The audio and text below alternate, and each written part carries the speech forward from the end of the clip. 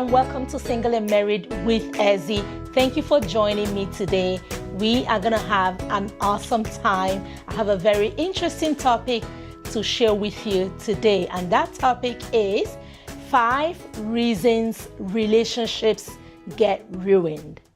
Okay, sometimes a person has a relationship that appears to be thriving, and all of a sudden something goes wrong. So we are going to look at some of the things that ruin relationships. But before we do that, I want to talk about my book, my newest book, Brighter Days, 100 Thoughts of Hope, Love, and Blessing. Is an awesome book, a devotional book. Get your copy. Is available everywhere fine books are sold. You can also find it on Amazon. Get a copy for yourself, for a friend, and your life will be blessed. So today, I want to talk to you about reasons relationships get ruined. Many times, people are in a relationship. Everything looks like it's going to work, but something goes wrong somewhere, and all of a sudden, it gets ruined, and it does not lead to marriage.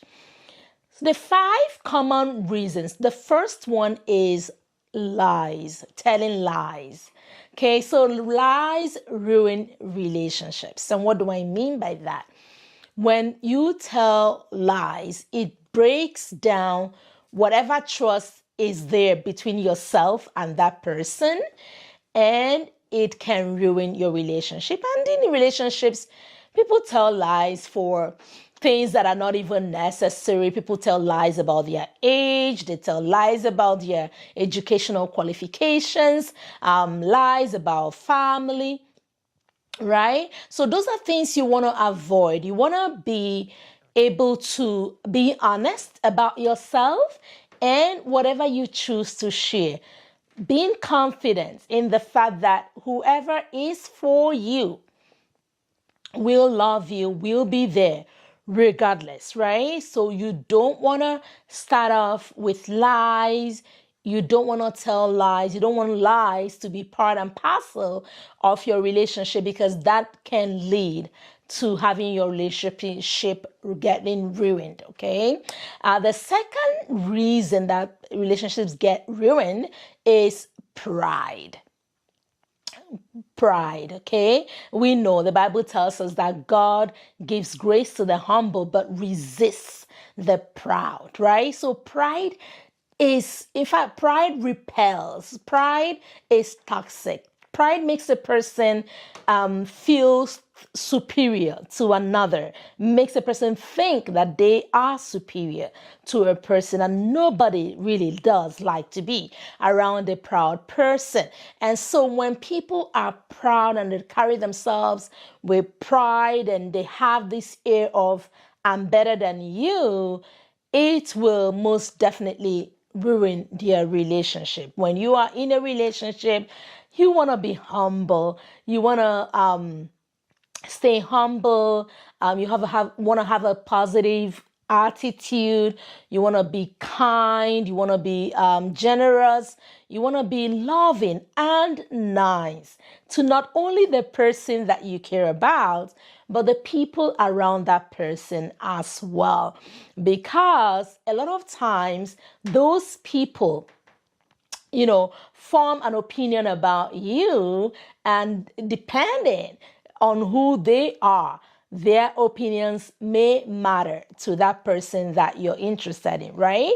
So you want people to be able to say, oh, she's very humble, she's very nice, or he's really kind, he's very humble, rather than he's so pompous, he's so proud, she's so over there, right? So yeah, pride is a relationship ruiner. Let's look at the third point. The third reason relationships get ruined is demanding financial support. And what do I mean by this? I find sometimes in relationships, sometimes people are just merely friends, or maybe they've made their intention known that they want to take this relationship a little bit further, and sometimes one party begins to make unreasonable financial demands, right? You have to really watch out for that. Remembering that that person, that partner, that friend, that potential spouse, that person looking to be in that relationship with you, they are not your parents. They are not even your sibling.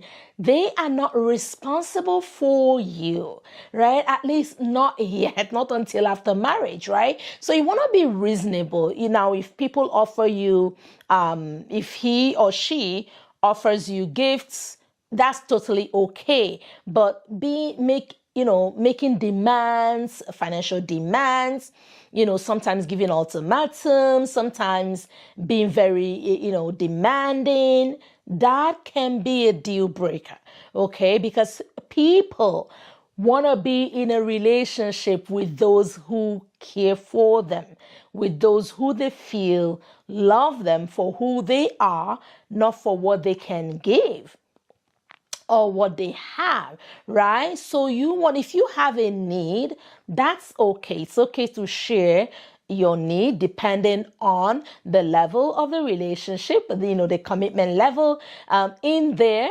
and where you guys are in that relationship, right? And then if the person offers to help you in any way or the other, that's okay if you want to accept it. But just making demands and,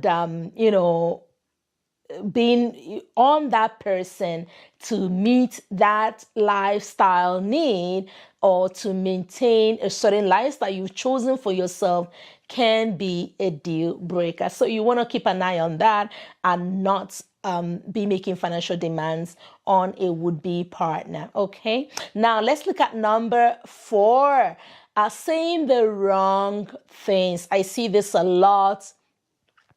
People are in a relationship, and as they start to get comfortable, they're not careful about what they say, and they say things that are the wrong things. And what do I mean by the wrong things? What you're saying is negative, is critical, is judgmental.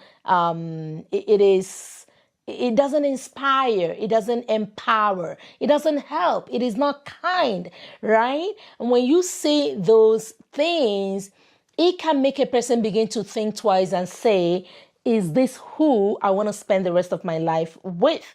Is this who I want to be with, right? Is this who I want to go into marriage with? So just be careful what you say. If you find that you're overly negative, overly critical, you want to begin now to ask God to help you so that you can begin to change the way you speak and the way you talk to people, right? So that God can help you to be kind, to be nice, to be loving with your words, to be empowering, encouraging, and helpful with the things you say, so that your words don't ruin your relationship. And again, it is not merely what you say to that person. Sometimes it could also be what you have said or what you say to the people around that person, like family, friends, right? So be careful. Watch your words. Be nice. Be positive. Be kind with your words. Be intentional. That is the word, with the things that you choose to say, so that your words can be a blessing.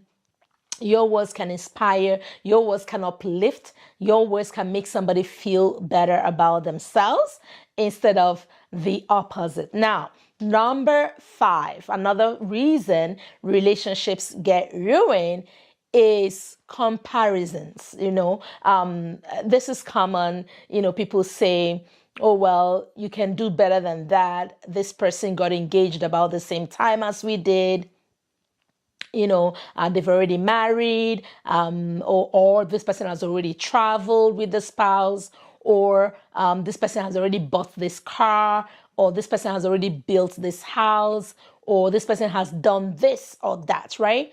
When you begin to compare your partner or would-be spouse, right, that is not good. You are placing an expectation, an undue expectation, an expectation based on what you have seen from other people, and that is not just right? You want the person to accept you for who you are and not have to compare you with others. The same way, you don't have to compare that person with others, right? You have to accept them for who they are. So comparisons, that's something you don't want to accept.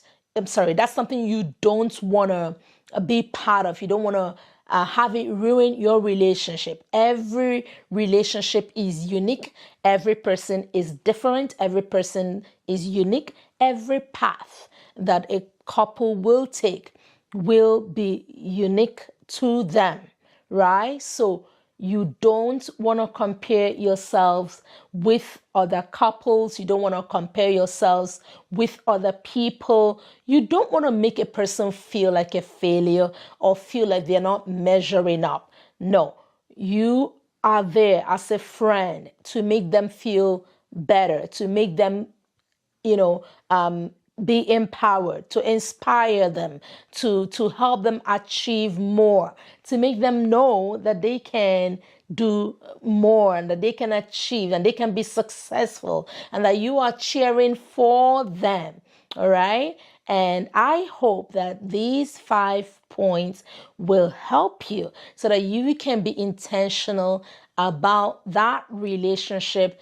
If it is with the right person, you can be intentional to make sure that you don't ruin it by the things you say, by the things you do, by being proud, by telling lies, or by being overly demanding for your needs. So I hope that you've been blessed now.